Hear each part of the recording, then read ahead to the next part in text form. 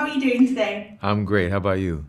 I'm very good, thank you very much. Congratulations on such an incredible show. I'm halfway through and I'm blown away. It's phenomenal. Oh, thank you. Thank you so much. I just wanted to begin to talk about how the pressure on trying to portray a real life figure and just defining legacy, and how do you approach playing someone like Huey?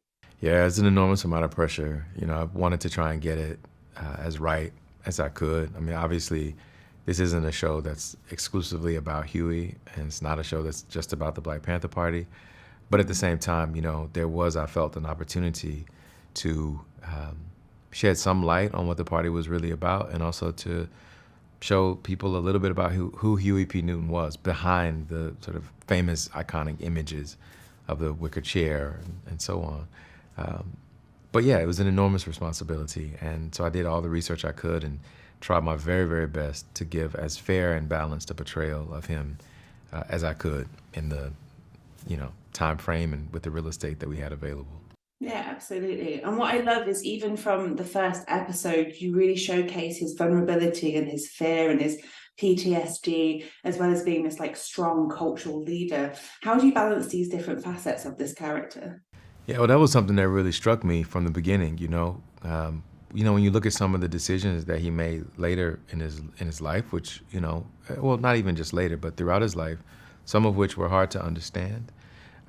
One of the things that became clear to me was that, yeah, the intense pressure that he was under, not that that's an excuse for the behavior, but, watching his friends be murdered and imprisoned and being constantly surveilled and constantly followed, just that intense pressure, especially for someone who at his core was incredibly shy, was not fond of public speaking, did not want to be in the spotlight. It made a lot of sense to me that he would react in the ways in which he did at times. And again, not to excuse it, but as an actor, I found it really interesting, to think about that sensitivity that he had and the vulnerability juxtaposed with the responsibility that he had to be the leader of this, really intense, high-profile movement. Absolutely. And I love how his kind of the PTSD of all the stuff he's been through, coupled with the paranoia that's going on, because quite right paranoia as well starts to fracture him a little bit as well. And I was wondering if you talk a little bit more about that. Yeah, I mean like you said, quite right paranoia. He was justified, I think, in being paranoid. He was the COINTELPRO was constantly trying to infiltrate the party and break them up, and he knew that. And as I say, him being such a shy person anyway, I think it just exacerbated that to levels that forced him to react in often unhealthy ways. And then of course he ends up isolating himself in the penthouse and surrounding himself with people who he felt that he could trust, but who were not the best people in the long run to have been around him. So yeah, I can only imagine what it would have been like to be in that intense an environment for that extended period of time. Absolutely. And how do you protect yourself from portraying some of the more difficult scenes, the police brutality or the prison scene as well? How do you kind of protect yourself?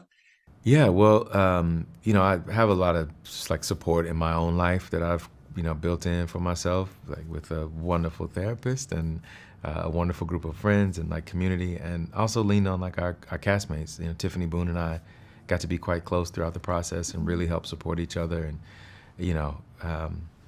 yeah, things like that. And then also just being okay saying, you know what, I need a minute. I need to take a little time here. And I did that a few times on set too, just kind of walking away for a bit and coming back to things later. And fortunately, our directors and producers were open to giving us the space we needed to navigate those difficult moments. Amazing. Well, thank you so much for talking with me today, and good luck with the rest of the show, and have a nice day. Thank you. You too. Thanks a lot.